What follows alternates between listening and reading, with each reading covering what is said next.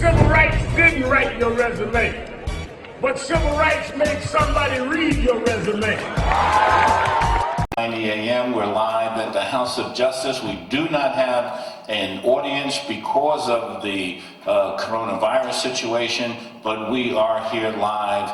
And right now, brothers and sisters, if you're at home, put your hands together for our champion, our founder and president, the Reverend Dr. Al Sharpton.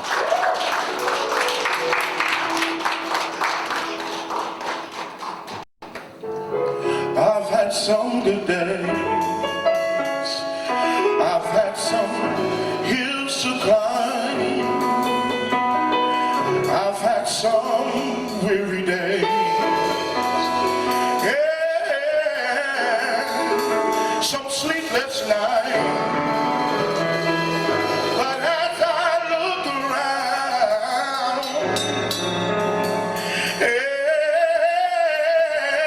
I begin to think over all of my good days. They outweigh my bad days. So I won't complain. You see, God has been good to me.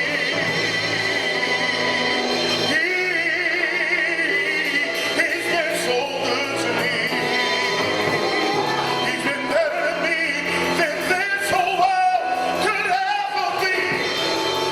God's been good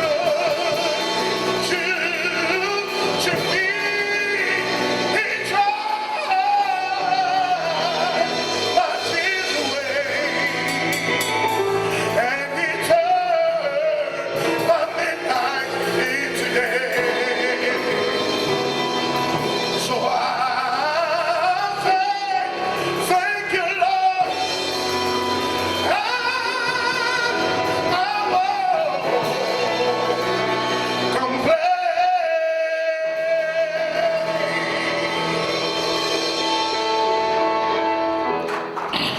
Minister Tyrone Richardson,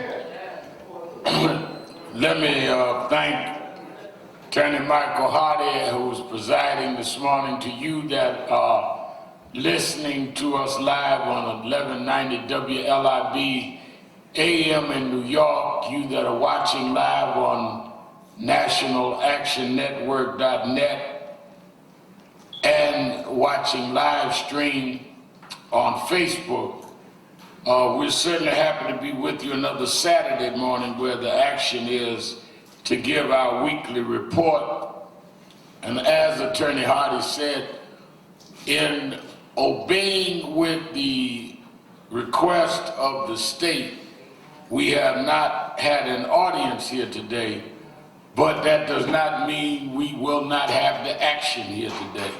And the people that you hear clapping are staff, because immediately after the broadcast, we are going to start passing out prepackaged healthy food, hot and cold, to those that need to have food during this pandemic.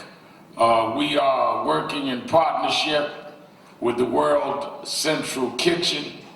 One of our major donors, a well-known black entrepreneur, supports them and wanted to provide hundreds of meals for people that can't get to their groceries because grocery stores are closed in many cases. All other stores are closed, and we wanted to partner with them since he provided the funds for them. So we are going to start right at the end of this broadcast. If you're listening to me and need a hot or cold meal, or if you know someone that does, you can come to the House of Justice, and we're taking people in one or two at a time, giving them meals, and go right back on out. And I'm going to be here to help begin to serve. And then every day at 12 noon, every day, 12 noon right here at 145th and Lenox, you can come and pick up a hot or cold meal here at the House of Justice.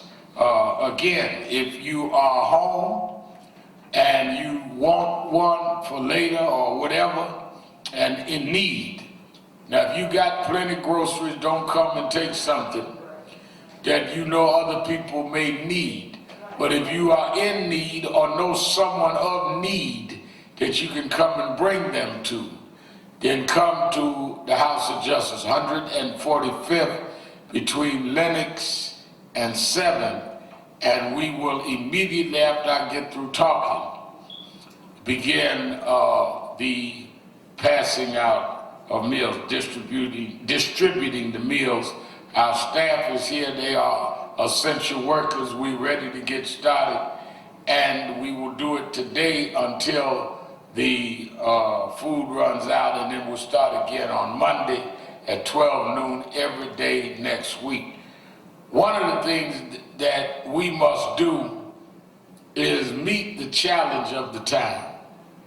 And let me thank, first of all, I'm sorry to not have thank Reverend Reberg for the message this morning, as well as our Sister Perez, who spoke for our Women's History Month, acknowledging all of their effort to come.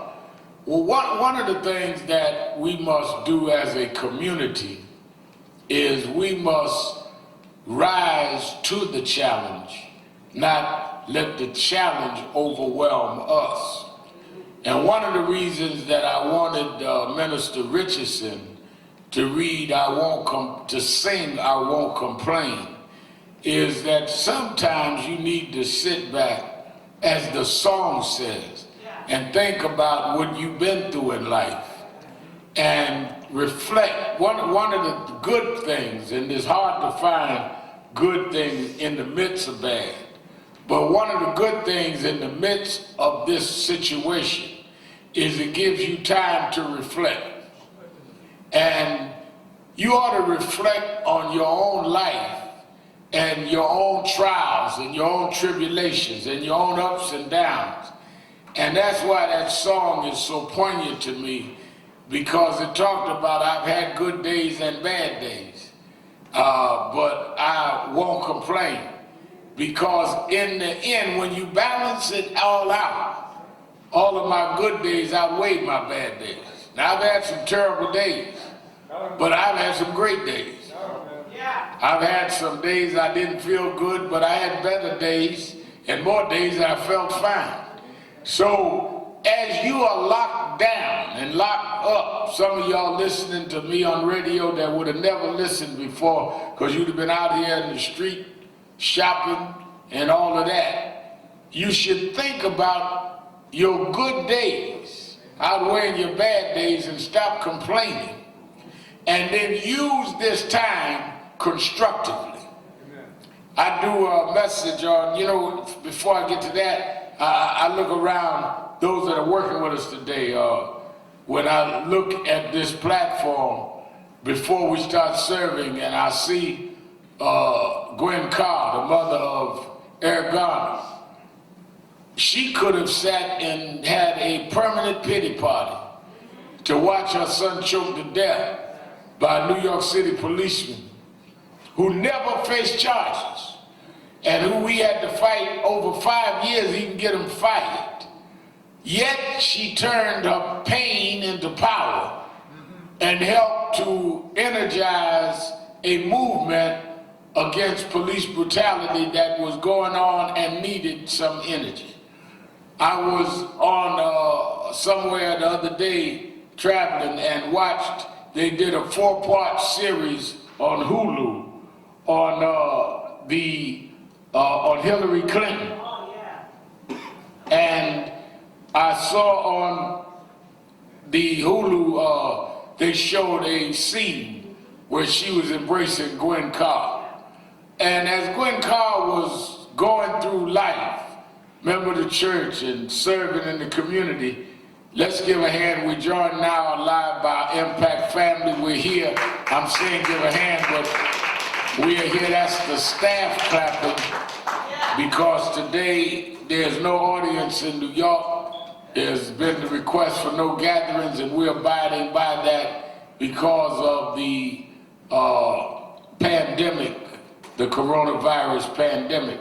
And as I was speaking about challenges, when Gwen Carr, mother of Eric Garner, who's sitting here, is going to help us serve people and help give out prepackaged food at the end of this broadcast, I think about how she never thought that she would be where the former First Lady of the United States presidential candidate would have to walk with her. God can take a bad situation and find and make good out of it if you follow what it is that he has for you.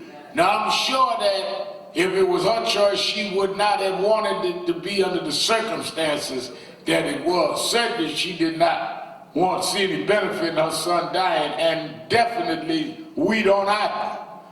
But what my point is that even in things that we did not want, if we just follow God, we can get some message out of some unfortunate and tragic situation. I look in the audience and see Carrie Weiss, one of the Central Park Five that we call the Exonerated Five, and think about how he did 14 years in jail for a crime he did not commit. He did more time than any of them. And sitting in a cell, had to have his mother pick up a newspaper where Donald Trump had bought full-page ads calling for his execution. Can you imagine sitting in a cell, already dealing with the trauma of doing all this time for something you know you didn't do? Other inmates saying you're a rapist. And let me tell you something. It is a hard thing to go to jail for rape because you become the target of everybody in jail. And it's even worse when you didn't do it and you know you didn't do it and nobody thinks you didn't do it. Then you got, everybody thinks you did do it. Then you got a billionaire on the outside calling for you to be given the electric chair. But he developed enough strength and the other four to go through that and survive that. And as God would have it, some young man who did do it, inadvertently years later told his cellmate he did it. The cellmate currying favor with the authorities, because the cellmate wasn't trying to get them out. Cellmate was trying to get himself out. Some folk can do right for the wrong reasons.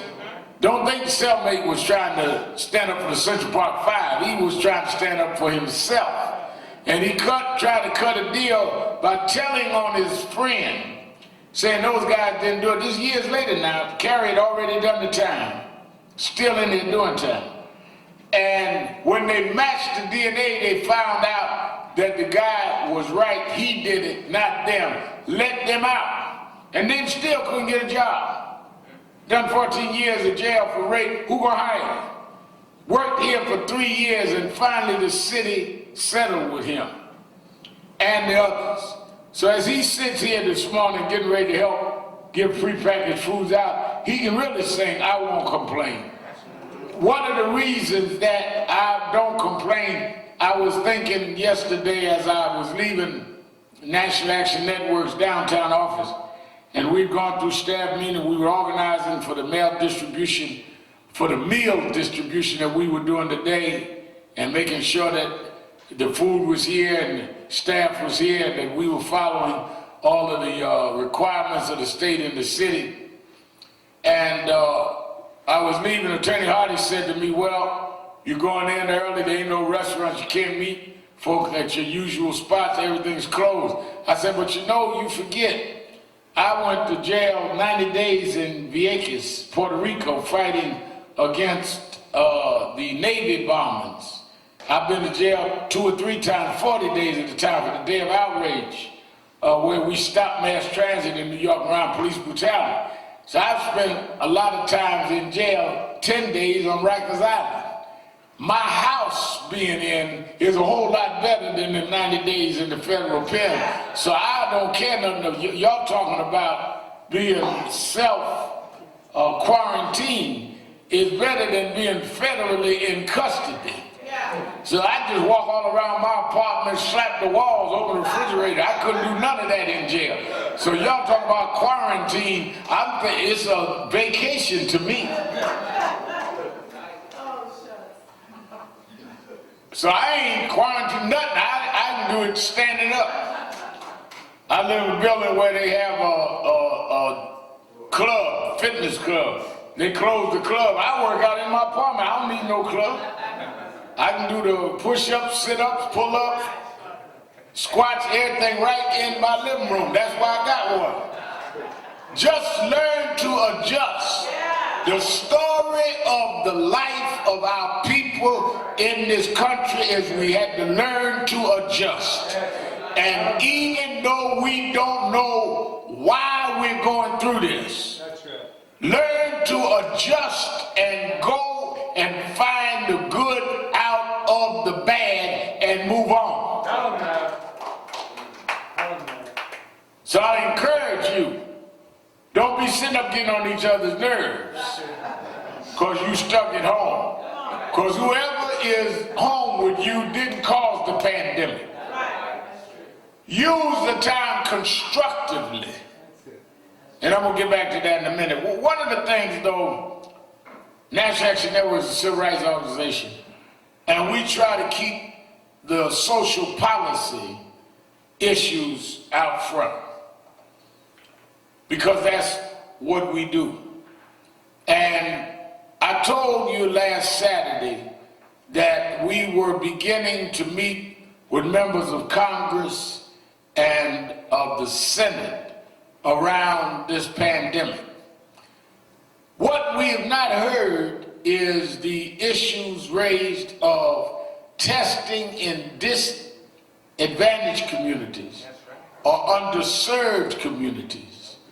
And we've not heard about testing the homeless and the incarcerated. We convened this week a conference call with Derek Johnson, the president of the NAACP, Mark Morial, president of the National Urban League, and Melanie Campbell over the Black Women's Roundtable. And the four of us said we need to push to deal with equal testing in disadvantaged communities, testing of the homeless, and testing of the incarcerated. Talked with Karen Bass, the congresswoman from Los Angeles, who is the chairperson of the Congressional Black Caucus, and she's pushing for it. Reverend Jesse Jackson wrote a letter to the White House pushing for dealing with inmates, saying that it is giving them a death sentence. Let me tell you something. The reason that we're pushing this is because, one, you should have the humanity of saying that all lives are important. And because someone is not as advantaged as others, should not mean they should not be tested. If they're saying now in New York, in Los Angeles, in San Francisco and other places, that they don't have enough tests, then you know that the few tests they have, they're not doing in underserved communities, because if we don't get our fair share when there's plenty, you know we don't get our fair share when there's none. That's one. Secondly, the ammunition came down to Governor Gavin Newsom in California, then Governor Andrew Cuomo in New York, then Governor Pritchard in Illinois. Stay home. Well, you can't tell the homeless to stay home. They ain't got no home. And with the weather beginning to warm up in the spring, it turned spring officially the other night. They're in the street. Who is going to test them? How are they going to be tested?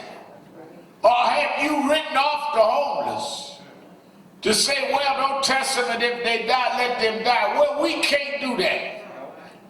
Because life is valuable to us. And we all got folks that may be in our families that for whatever reasons go through period of homelessness.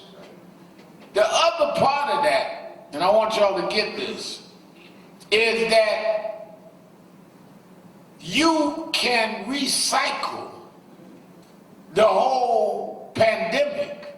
If you got people out there homeless that are positive and you bring the numbers down and they having it start transferring it back into the population. So even if you don't have enough humanity to want to test them because they're human beings, you ought to have enough sense of self to say, wait a minute, they can carry something. I want to know, especially since they're living under bridges and dry docks and other places, they can be the carrier that brings it back into the population. So I want everybody to get on that. Then the inmates. How you gonna tell an inmate that is in a 6x12 cell to do social distancing 6 feet apart? He ain't got but 6 feet in the whole cell. And most cells, you got 2 in the cell. How does he know what the guy in the cell with him or the lady in the cell with her has? Or how do they know what they have? And how do you stay distant when you ain't got 6 feet to be distant from? So what could be them, they're waiting on trial, because don't forget, most folk in jail have not been convicted of anything. They're waiting on trial. You're there waiting on trial, can't afford bail, can't get out on bail. And you then get the coronavirus because you exposed to it by someone in your cell, or because y'all are handcuffed together to go down to eat, or someone in the mess hall you eat in. And you end up coming out acquitted of a crime, but sentenced to death because you got coronavirus that you picked up in jail. All of this is human rights issues and civil rights issues. So we began pushing this with the 4 of us, with Karen Bass and the caucus, Reverend Jackson's letter. On yesterday, I talked with Mark Morial, and he said, not only should we bring this to the Congress, which we have, and the Senate, which we have, we ought to even raise it to the White House. President Trump running around talking about let's have national unity. Let's test it. I said, all right. So I called the White House and asked to speak to President Trump. They put me through the president's office. They said president's office. I said, this is Reverend Al Sharpton. I want to talk to the president. She kind of paused. She said, about what? I said, tell him I want to talk about the coronavirus.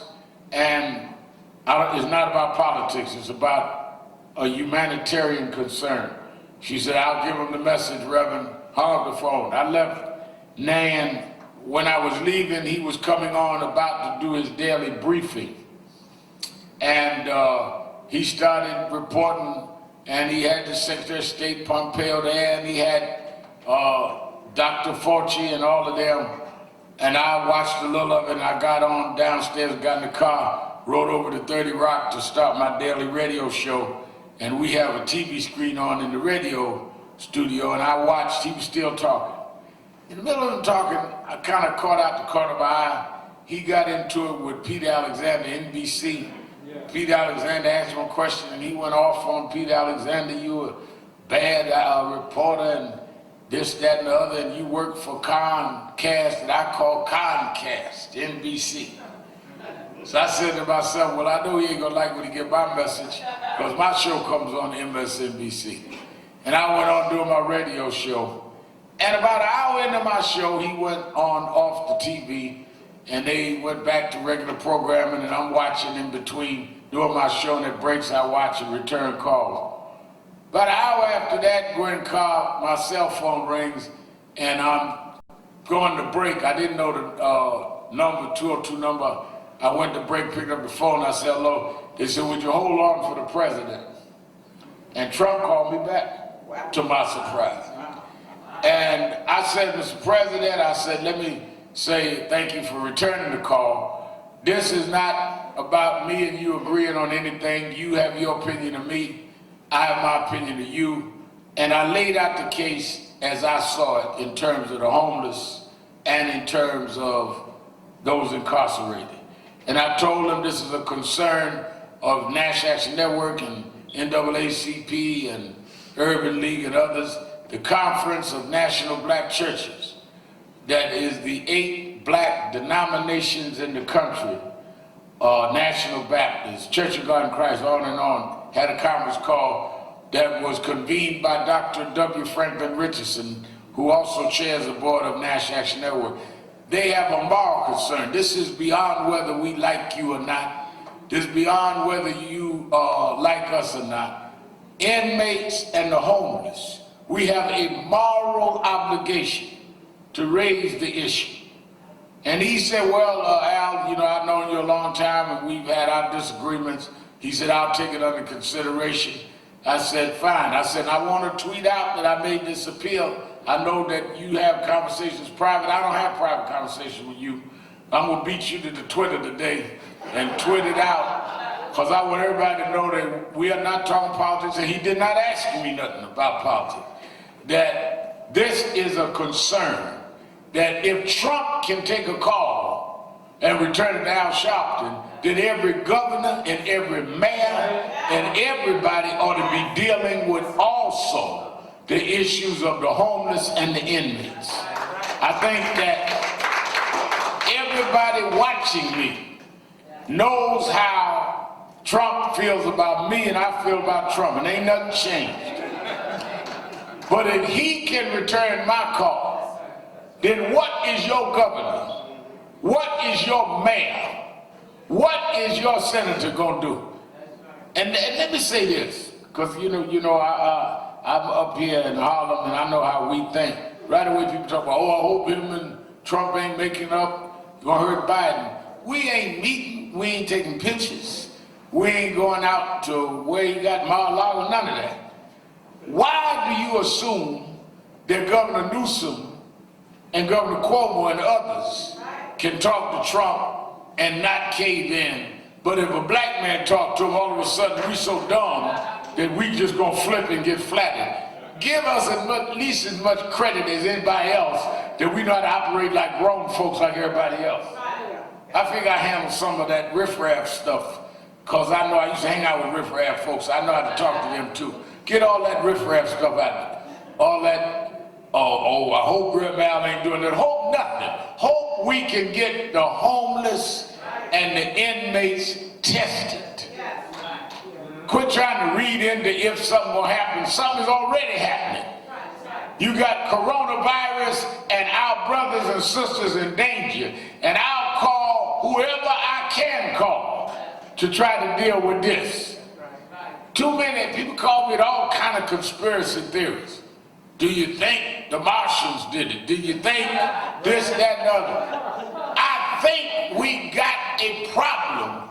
How do we deal with the problem? After we deal with the problem, then we can analyze how we got the problem, how we prevent the problem, who's to blame for the problem. But we got a problem.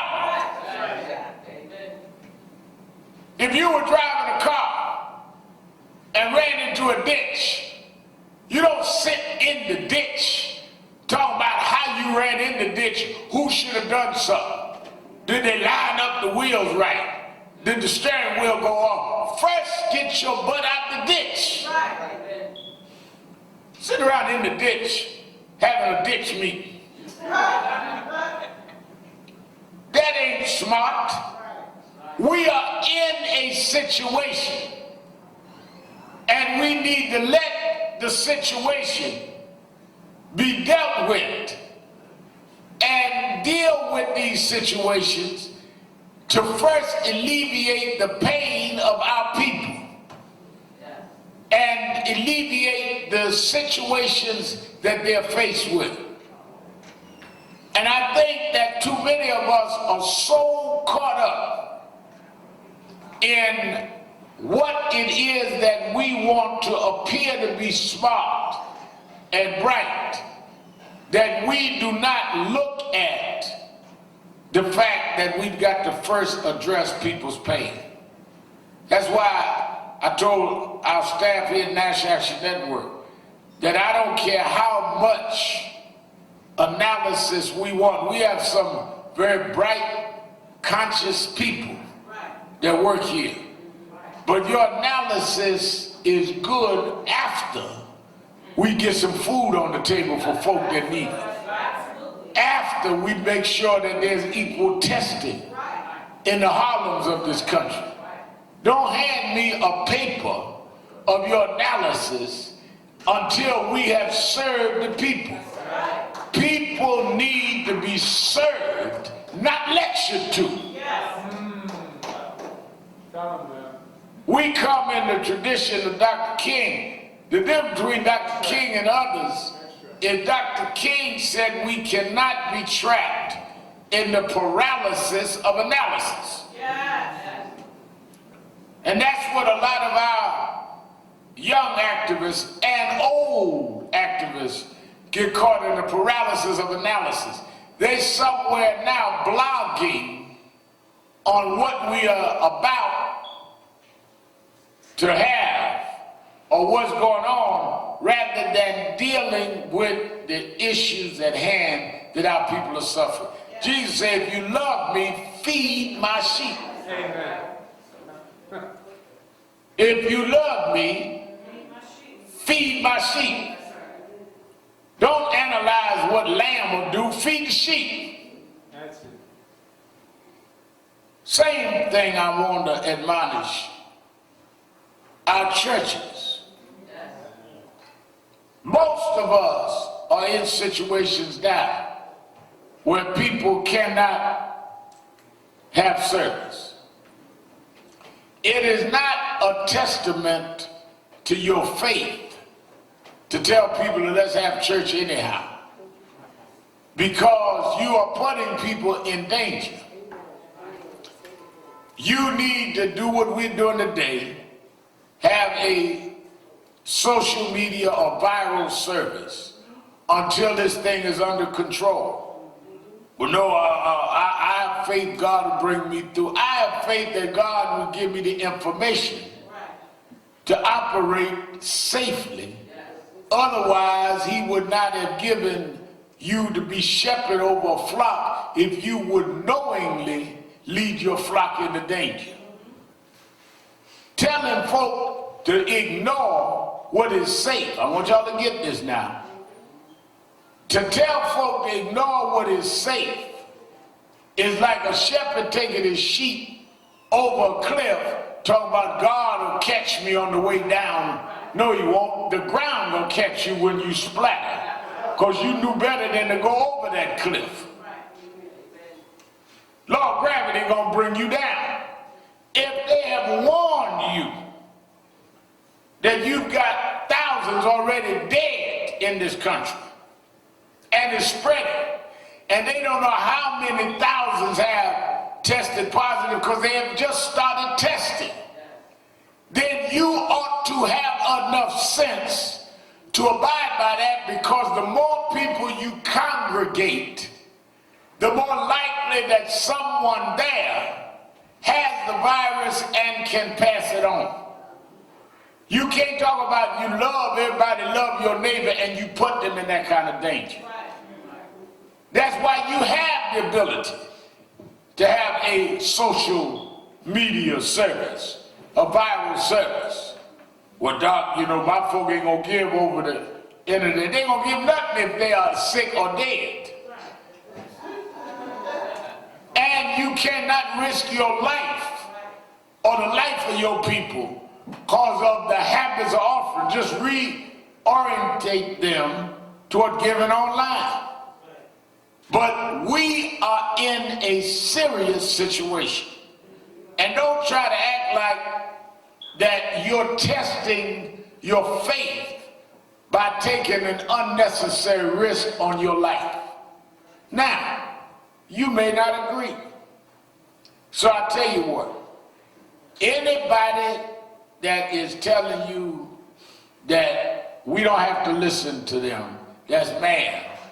God will tell us the simple. And I believe, despite the fact folk are dying every day now, that we ain't gonna listen to that. I believe that we can test our faith.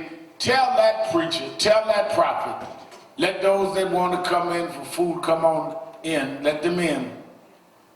Derek, let them in. Y'all keep holding people, let people in. Then, if they believe in what they claim to believe is faith, is that faith will sustain them even when you've been warned, then tell them to meet you and go to the nearest window and tell them to jump out and see if faith will grab them before they hit the ground. They know how to have and preserve themselves. So why would they not look out for the congregation? Let's not be foolish. And that is an appeal that we've made, and that is an appeal that the Conference of Black Churches have joined Nan in making. Now let me get back to what I was saying earlier, how we use the time. I thought about this early this morning and shared it on Instagram, is that I remember in the late 80s, James Brown, who had been like a father to me for then about 15 years, had got in trouble and went to jail. He was about 58 years old, and I went down to see him, and I remember every time I would visit him, all he would talk about is when he got out of there, what he was going to do to re-energize his career. And I remember the first, he ended up doing about almost 3 years. And I remember the first year, I thought he was just making himself feel good. Because you in jail, you're in your late 50s, you're in your 60s when you get out of here. You know, Papa ain't got no brand new bag at that age.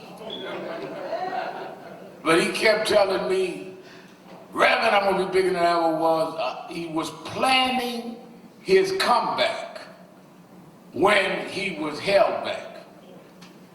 And second year, I thought he had gotten delusional. By the end of the second year, I went to see him. And there was a brother there visiting him that I knew, named Butch Lewis, who was a boxing promoter and an entertainment impresario. And Butch Lewis came to say, Mr. Brown, when you get out of jail, we want you to do a pay-per-view show. And I looked, and Mr. Brown said, how's it going to be done? We're doing it on satellite all over the world, live from California. And he said, well, Mr. Lewis, because he called everybody by their surname. He said, well, Mr. Lewis, I'll do it, but you got to pay me a lot of money. Now, you in jail. Been in jail over 2 years. And you sit up here demanding big money. And you ain't worked in 2 years, your band ain't worked, they wouldn't got those jobs, and you still demanding top dollar. Butch Lewis said, well, Mr. Brown, what is it that you want? He said, I wouldn't do it for no less than $1 million. I almost passed out. I thought for sure he had lost it. Butch Lewis said, let me go to work. Butch Lewis came back in a month or two and said, I got to guarantee $1 million. Around the same time, they started talking about paroling James Brown. And 2 months later, they told him he'd be out in 30 days on parole. Butch Lewis got the Wilshire Theater, and James Brown's comeback show was being planned. And everybody from Michael Jackson, Denzel Washington, everybody's there. And I thought about, as we stood in the wings, watching him get ready to come back on the stage, how when in his darkest day, he used his being held down for his comeback. And if you and I who ain't in jail, ain't being held like that, would use this time to prepare ourselves when we come out of quarantine, when we come out of isolation, that we're going to be bigger and better than when we came in. Use this time to read and to study and to dig into things that you didn't have time because you were too busy going out with your friends. Use this time to sit and talk to your children in the house. Talk to your husband. Y'all stopped talking years ago. Y'all just speak at each other and keep going. Dig into things that you avoided. You can't go nowhere. Can't go to the show. Ain't no sports event. They can't watch it on TV. It's time for you to reintroduce yourself to yourself and build yourself stronger. So when your time comes for the comeback, I don't know how long we're going to be in isolation, but whenever you get out of this, come out better than you were when you went in. That's what you ought to do every day. People say to me, how long you think it's going to last? However long it lasts. I got work to do on me. I've been too busy to do things about me. And now I got the time because I ain't got nothing but time. Can't go nowhere. Can't hang out with nobody. Can't watch the game on TV. I'm going to use the time to build me and make me better and make me stronger and make me ready for the big comeback. Because I can come back stronger because I used it wisely. I remember when I was going to jail in Vegas to do those 90 days, I remember some friend of mine told me, he said, you got 90 days? I said, yeah. He said, well, I had to do time. He said, let me give you some advice. I said, what's that? He said, don't serve the time. Make the time serve you. And that's how I got by the 90 days. I did not serve the time. I made the time serve me. Don't let the self-isolation, don't serve self-isolation. Make self-isolation serve you. Show it also as a time that we bring our community together. Amen. And that we learn to do for each other. That's right. And we learn to relate to each other. We don't have to agree on everything. We don't have the same tactics. May not worship the same way. But all we got is each other. Amen. And now that we are isolated, let's use that isolation for liberation. Where we can say, you know, I don't understand why you do this. Explain it to me and listen. And then explain your point of view. Let's quit talking at each other and talk to each other. You keep talking unity, but you really don't mean unity. You really mean do it my way. We need black unity. Get behind me, my program, my way or no way. That's not unity. Unity is an exchange of thoughts. And then we find a common ground. Unity ain't that it's you do my way or you ain't no good. You don't do it my way, you a sellout. That ain't unity. That's dictatorship. We trying to break chains. We ain't trying to put on new chains. We trying to stop people guiding our lives, right? Not replace white masters with black masters. That won't do. And I want us to also use this time to reconnect our spiritual attachment, our spiritual connection. One of the reasons that you must understand that you must be spiritually connected is you don't know what tomorrow holds. I don't care how much you have in money. I don't care how much you have in material things. I don't care how much you have in terms of your assets. Something can come along that all of that will wipe away. Doesn't matter what kind of job you got now, what title you have, you can't go to work now unless you are an essential worker. Doesn't matter what kind of car you got nowhere to drive now. Doesn't matter how big your house is, you gonna get bored up in that house this week. Because when some things happen beyond your control, unless you got a spiritual connection, you won't be able to make it. So this is a time to connect spiritually with your God, your Creator. You can have, I tell young folk often as I speak in colleges and schools, you can have the last and the most current smartphone. But if you can't get Wi-Fi, it won't work. Got the best phone. I got number 10, number 11, whatever number they up to. But you also got to be where you can connect the Wi-Fi if you want to get all of the things it has to offer. You got to be where you can get a signal if you're going to make a phone call. You look down at low bars, you can't get a phone call or receive a phone call. Because why? You cannot get a connection with your smartphone. Well, that's what's happening with a lot of y'all. A lot of y'all are smart, but ain't got no connection.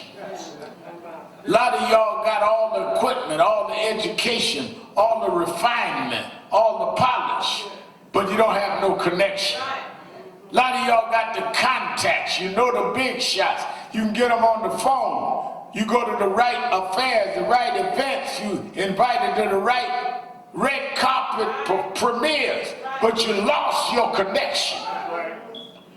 Any wind blows you down.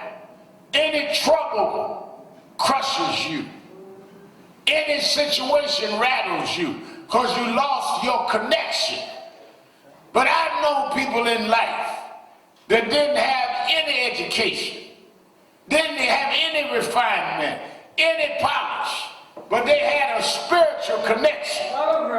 So didn't matter what happened to them in life, they stayed grounded and focused because their connection kept them going. I'd rather have nothing with a connection to God than have everything and be disconnected. Because when you're disconnected, every day is a risky day.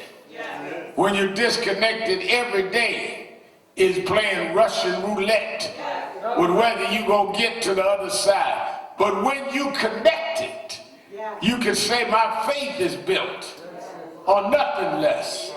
Jesus' blood and righteousness. When you connected, it don't matter whether it's a pandemic or a epidemic or whatever else they got, you know that Lord will make a way somehow. When you connected, you have grace even in the midst of turmoil.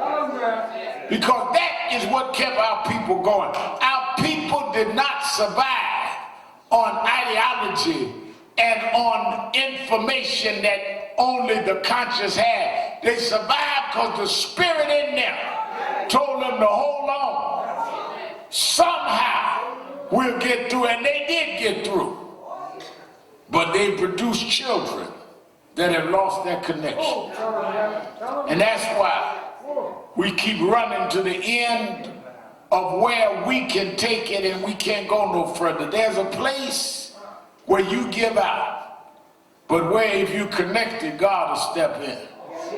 There's a place where your contacts will wear out, but there's a place that God can step in.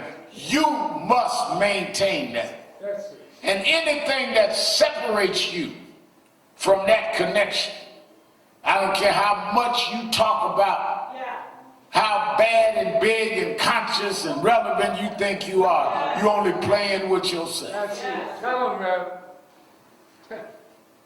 Use this time of isolation, whether you are forced or whether it is self-imposed, to reconnect yourself with your spiritual life and reconnect with your family, your loved ones, and yourself. Read it to study.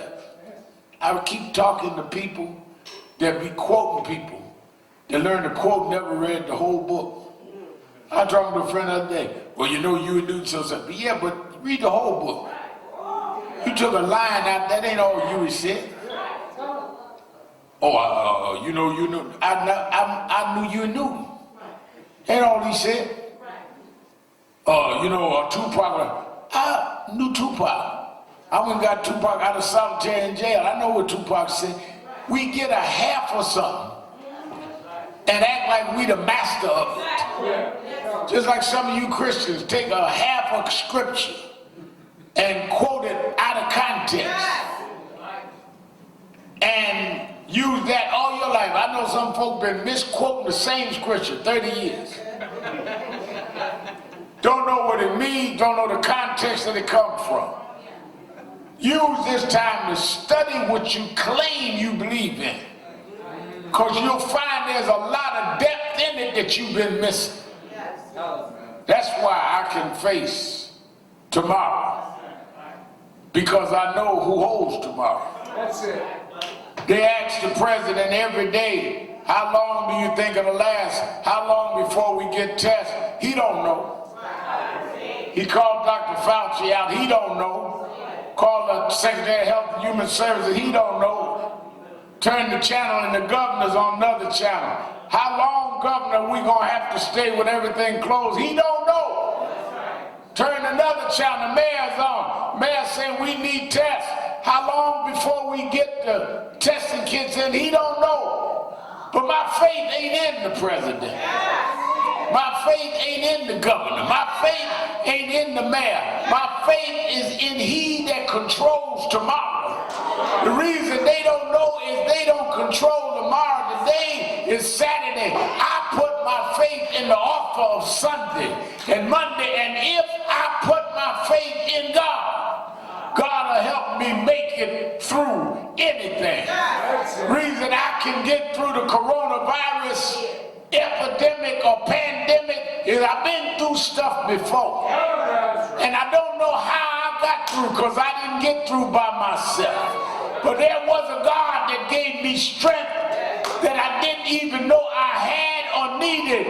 If God be for you, it's more than the whole world against you. Don't you fold, don't you buckle, don't you bow. We can, will, and shall overcome. I won't complain. I had some good days and I had bad days. I had some weary days. I had lonely nights. But when I think about it, when I really sit down and think things over, all of my good days outweighed my bad days. I come by to tell you this morning, I won't complain. Can't go to my favorite restaurant, but I won't complain. Can't go to my hangout spot tonight, but I won't complain. Can't have my friends over to go to where we like to go, but I won't complain. Why? Because God been good to me. I don't know about you, but he been good to me. More than you could ever be. He been real good to me. God has been good to me.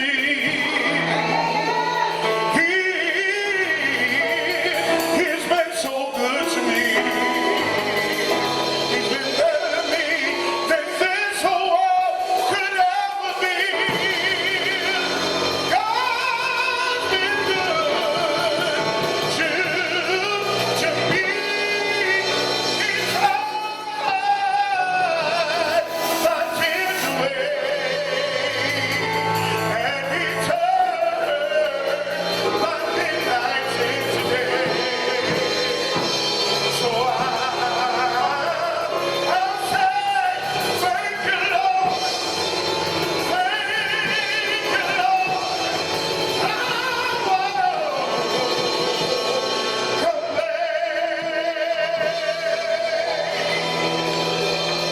And for you listening on radio, let us encourage you to go to www.nationalactionnetwork.net. You that come every Saturday and couldn't come this Saturday unless you're here to help serve, we're not going to take offering today, but you can send right online at www.nationalactionnetwork.net, or you can call us at 1-877-626-4651, 1-877-626-4651. I want us, as we get ready to go off the air, one of our national board members, Marvin Sapp, made a song that I want you to know on the other side of this, on my comeback. I know what I'm gonna sing because I've had to come back before. I never would have made it. Sometimes I walk around and look at some of the things the staff has put up on different struggles we've gone through, and people wonder how you got through that. But I've been fighting. I've got a post up downtown office, 1978, I was arrested, sitting in on Med Cots about summer jobs, and I'm still here, 42 years later. I never would have made it without you. I would have lost it all. But now I see he was there for me. I never would have made it. Marvin Sapp song.